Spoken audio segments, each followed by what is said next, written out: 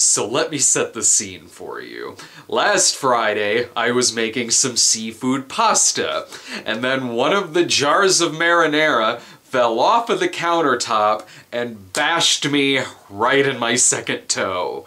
The pain was excruciating. It was like the worst toe stub you've ever had multiplied by 1,000, only the pain did not go away. And I still had to keep making dinner. I hadn't even started yet.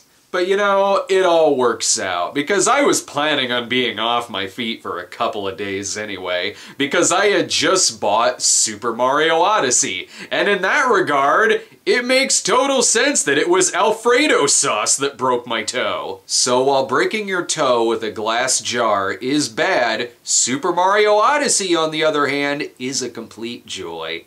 The game opens with Mario getting his ass handed to him by Bowser, who has kidnapped Princess Peach on board his airship, and he's forcing her to marry him. Mario gets the shit beat out of him so hard that his hat is destroyed in the process. It's okay though, because he's helped out by Cappy, the series' best and most innovative new character since Yoshi. Cappy is a mystical hat who is also searching for Bowser because Bowser has kidnapped his sister, and with Cappy as his hat replacement, Mario can use him as a weapon and also possess various objects and enemies in the game. As a cutaway scene shows us, it very much suggests that Mario is putting these enemies in the sunken place. You can control everything from Goombas to bullet bills to poles to fireballs to a motherfucking T-Rex.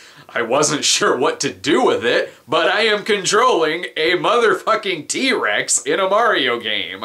On board a ship called the Odyssey, Mario and Cappy travel from kingdom to kingdom, collecting enough power moons to progress to the next kingdom, to find Bowser's ship, and to defeat his wedding planners. The journey and where all of this leads is truly amazing and wildly unpredictable. At one point you can turn into a woodpecker and defeat robots by pecking them, because not only are they made of metal, but they're also made of wood too. And all of this is happening in a kingdom which looks like feudal Japan.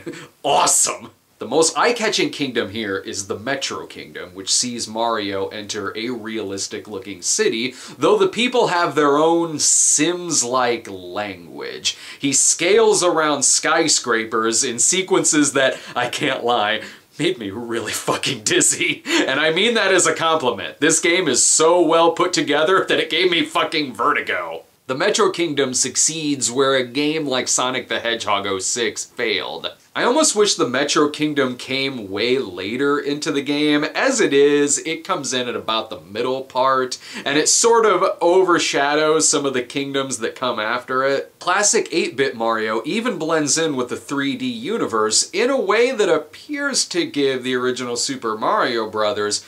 Context for also existing in this 3D universe. The controls are very simple. Super Mario 64 is a game that I probably revisit about once a year, and I've been doing that ever since the game came out. And if you've played that even half the times that I have, you'll have no problem figuring out stuff like the triple jump, the long jump, the wall jump, or the butt stomp.